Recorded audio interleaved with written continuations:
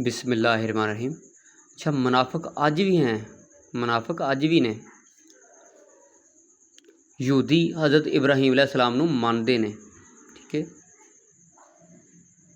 खाना काबा का एहतराम करते हैं क्योंकि हज़रत इब्राहीम अलैहिस्सलाम ने खाना काबा की दीवारां बुलंद कीतियां ने, तमीर कीतियां ने। हाजी इब्राहीम अलैहिस्सलाम ते हज़रत हाजरा रज़ी अल्लाह, हुण मैं की कहां इन्हां नूं, रज़ी अल्लाह तआला अन्हु कहां, चलो बीबी ने, अच्छी बीबी ने, नबी हज़रत इब्राहीम अलैहिस्सलाम की जोजा ने, हज़रत हाजरा कह देना, नेक औरत ने, उन्होंने सुन्नत है। इसलिए हज के तमाम फराइज़ इन्हां दे लई उन्हां वास्ते काबिल एहतराम ने।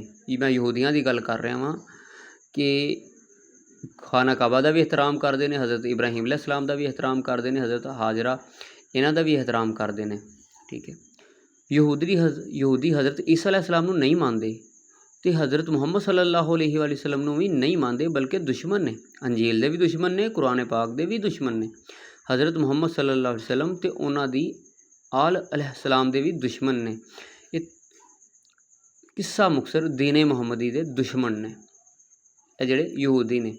हुण हो की रहा, जदों यहूदी जंग करके लालच के जरिए भी, सख्तियां करके भी इस्लाम यानी दीने मुहम्मदी सल्लल्लाहु अलैहि वसल्लम ना दबा सके तो उन्होंने इस्लाम कबूल कर लिया, ताकि इस्लाम नूं साजिश के जरिए अपना बन के इस्लाम की तालीमात नूं इन्ना मशकूक कर दिता जाए कि लोग पहचान ही ना सकन कि इस्लाम की है।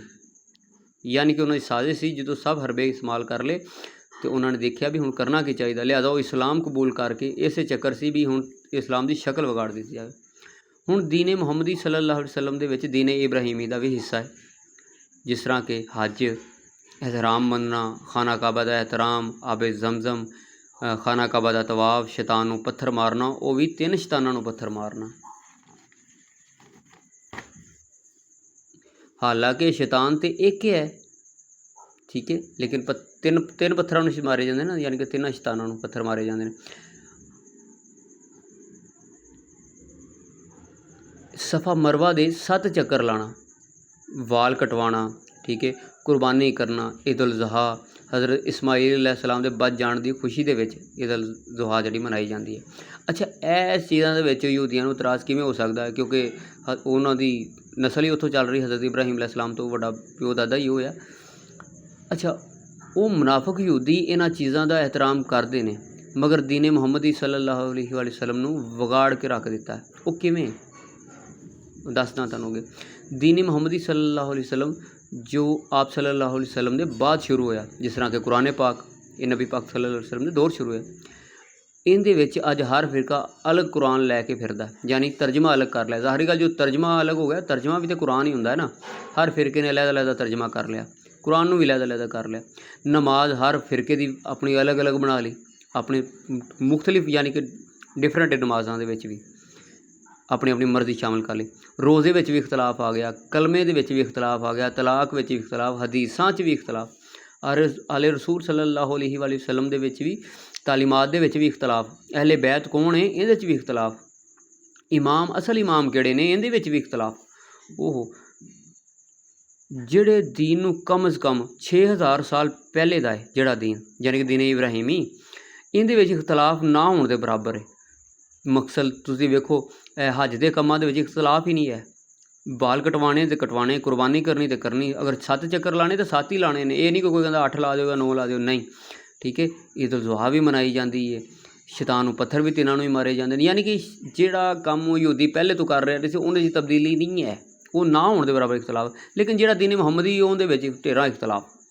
अच्छा, लेकिन जो दीन मुहम्मदी सल्लल्लाहु अलैहि वसल्लम 1400 साल पहले का है, इहदे विच इख्तलाफ। हालांकि जिहड़ी चीज़ जिन्नी पुरानी होवे ना, उहदे च इख्तलाफ दे उन्ने चांसेस ज़्यादा होंदे ने, नवीं तो हाले नवीं हुंदी है, तो इहदे मुताबिक 1400 साल पहले वाली चीज़ दे विच ते ढेरा इख्तलाफ ने। लेकिन जिहड़ी 6000 साल पुरानी चलदा आ रहा है, यानी खाना काबा, हज, ये वो, मतलब जिहड़े कुर्बानी के जिहड़े भी अहकामात ने हज दे, वो उस तरह ही ने, उन्हां इख्तलाफ नहीं है।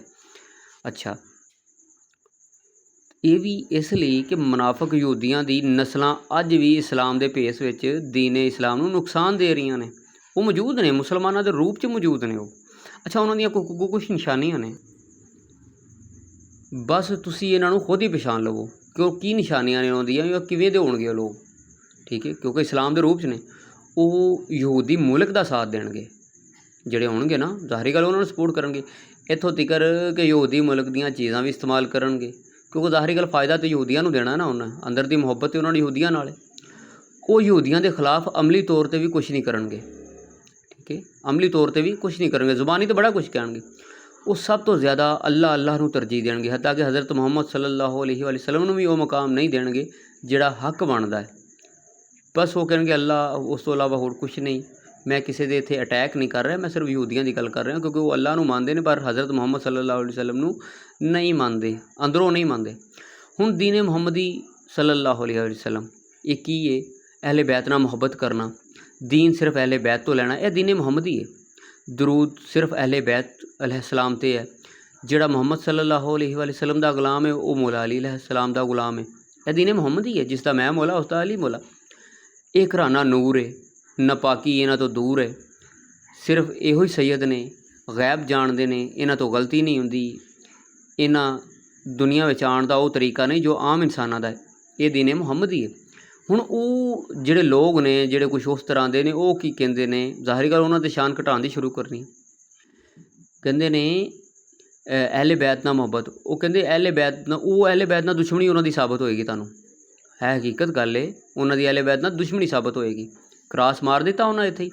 ਦੀਨ ਸਿਰਫ ਅਹਿਲੇ ਬੈਤ ਤੋਂ, ਉਹ ਆਂਦੇ ਕਿਸੇ ਕੋ ਵੀ ਲੈ ਲਓ। ਇੱਥੇ ਵੀ ਫਰਕ ਕਰ ਗਏ। ਦਰੂਦ ਸਿਰਫ ਅਹਿਲੇ ਬੈਤ 'ਤੇ ਆ, ਉਹਨਾਂ ਵਿੱਚ ਹੋਰ ਵੀ ਸ਼ਾਮਲ ਕਰ ਲਏ ਨੇ। ਜ਼ਾਹਰੀ ਗੱਲ ਉਹ ਇਹਨਾਂ ਨੂੰ ਡੀਗ੍ਰੇਡ ਕਰਨਾ ਨਾ। ਅੱਗੋਂ ਫਰਮਾਇਆ ਕਿ ਜੋ ਮੁਹੰਮਦ ਸੱਲੱਲਾਹੁ अलैहि वसल्लम ਦਾ ਗੁਲਾਮ ਹੈ ਉਹ ਮੌਲਾ ਅਲੀ अलैहिस्सलाम ਦਾ ਗੁਲਾਮ ਹੈ। ਉਹਨੇ ਕਿਹਾ ਐਵੇਂ ਨਹੀਂ ਹੈ, ਇਹ ਗੱਲ ਹੀ ਗਲਤ ਹੈ। ਉਹਨਾਂ ਤਰਜਮੇ ਹੀ ਉਲਟ ਕਰ ਛੱਡੇ। ਇਹ ਘਰਾਨਾ ਨੂਰ ਹੈ, ਉਹ ਕਹਿੰਦੇ ਨਹੀਂ ਜੀ ਇਹ ਬਸ਼ਰ ਹੈ, ਸਾਡੀ ਤਰ੍ਹਾਂ ਦੇ ਹੀ ਨੇ। ਅੱਲਾਹ ਫਰਮਾਉਂਦਾ ਹੈ ਦੀਨ ਮੁਹੰਮਦੀ ਕਿ ਨਪਾਕੀ ਇਹਨਾਂ ਤੋਂ ਦੂਰ ਹੈ, ਰਿਜਸ ਨਪਾਕੀ ਇਹਨਾਂ ਤੋਂ ਦੂਰ ਹੈ। ਉਹ ਕਹਿੰਦੇ ਨਹੀਂ ਜੀ ਇਹਨਾਂ ਨੂੰ ਵੀ ਗੁਸਲੇ ਜਨਾਬਤ ਕਰਨਾ ਪੈਂਦਾ ਹੈ, ਗੁਸਲੇ ਜਨਾਬਤ ਕਰਨਾ ਪੈਂਦਾ। ਫ਼ਰਕ ਇੱਥੇ ਵੀ ਪੈ ਗਿਆ। ਸਿਰਫ ਇਹੋ ਹੀ ਸੈਯਦ ਨੇ ਦੀਨ ਮੁਹੰਮਦੀ। ਉਹ ਆਂਦੇ ਨਹੀਂ ਜੀ ਇਹਤਰਾਮ ਨਾਲ ਕਿਸੇ ਨੂੰ ਵੀ ਸੈਯਦ ਕਹਿ ਸਕਦੇ ਹਾਂ। फ़र्क इत्थे भी आ गया। गैब जानते ने, वो कहते नहीं जी गैब सिर्फ अल्लाह ही जानता है। गल इत्थे भी फ़र्क च पै गई। इन्हां तो गलती नहीं हुंदी, वो कहते नहीं जी ये भी गलती करते हैं, इन्हां को गलती हुंदी है। तो 20 दलीलां ने जिथे वो गलती साबित भी करते कि इत्थे इन्हां को गलती, इन्हां हस्तियां को, अहले बैत को, नबी पाक को गलतियां होईयां ने, वो साबित करते हैं। इन्हां दा दुनिया आउण दा वो तरीका नहीं जो साडा है। वो कहते नहीं ये भी साडी तरह मियाँ बीवी के मिलाप दे नाल पैदा हुंदे ने। ठीक है, ਇਹਨਾਂ ਨੂੰ ਵੀ ਵਾਸ਼ਰੂਮ ਜਾਣਾ ਪੈਂਦਾ। ਉਹ ਇਹ ਸਾਰੀਆਂ ਗੱਲਾਂ ਮੰਨਦੇ ਪਏ ਨੇ, ਉਹਨਾਂ ਦਾ ਅਕੀਦਾ ਇਹ ਆ। ਹੁਣ ਇਹ ਗੱਲ ਦੱਸੋ, ਵੈਸੇ ਇਹ ਐਵੇਂ ਨਹੀਂ ਲੱਗਦਾ ਕਿ ਜਿਵੇਂ ਹਰ ਤਰੀਕੇ ਨਾਲ ਡੀਗ੍ਰੇਡ ਕੀਤਾ ਜਾ ਰਿਹਾ?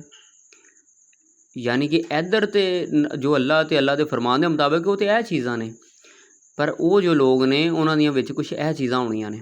ਮੈਂ ਕਿਸੇ ਫਿਰਕੇ ਦੇ ਉੱਤੇ ਅਟੈਕ ਨਹੀਂ ਕਰ ਰਿਹਾ, ਲੇਕਿਨ ਜਿਹੜੇ ਹੈ ਯਹੂਦੀ, ਜਿਹੜੇ ਹੈ ਇਸਲਾਮ ਦੇ ਦੁਸ਼ਮਣ, ਜਿਹੜੇ ਨਬੀ ਪਾਕ ਸੱਲੱਲਾਹੁ अलैहि वसल्लम ਦੇ ਦੁਸ਼ਮਣ ਨੇ, ਜਿਹੜੇ ਕੁਰਾਨ ਦੇ ਦੁਸ਼ਮਣ ਨੇ, ਜ਼ਾਹਰੀ ਗੱਲ ਉਹਨਾਂ ਹਰ ਤਰੀਕੇ ਨਾਲ ਡੀਗ੍ਰੇਡ ਕਰਨ ਦੀ ਕੋਸ਼ਿਸ਼ ਕਰਨੀ ਹੈ। ਅਤੇ ਲਿਹਾਜ਼ਾ ਹੁਣ ਖੁਦ ਹੀ ਪਹਿਚਾਣੋ ਉਹਨਾਂ ਚੀਜ਼ਾਂ ਨੂੰ।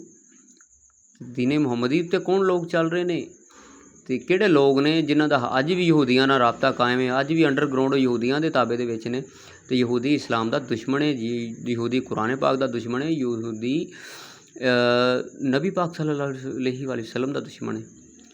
तो ख्याल करो, खुद ही लोगों को पहचानो। जरूरी थोड़ा कि मेरे वर्गे नूं तुसीं बली का बकरा बनाना है। खुद आप भी तहकीक करया करो, गौर फिक्र करया करो।